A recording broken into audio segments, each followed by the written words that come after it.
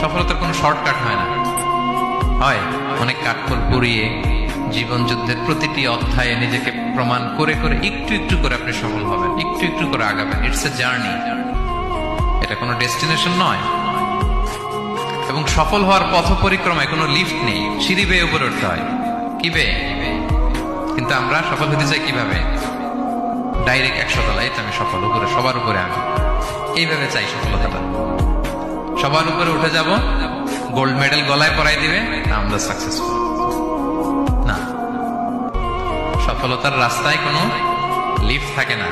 কি দিয়ে উঠতে হয়? সিঁড়ি বেয়ে ঘাম ঝরিয়ে উঠতে হয়। দেখেন, শুধু আলোর মুখ দেখার জন্য মায়ের পেটে আমাদের কত সময় লাগছে বলেন তো? জাস্ট একটু লাইট, হ্যাঁ, 9 মাস 10 মাস সময় লাগছে শুধু একটু আলো দেখবো আমরা। একটু আলোর মুখ দেখার জন্য আমার লাগছে 9 মাস।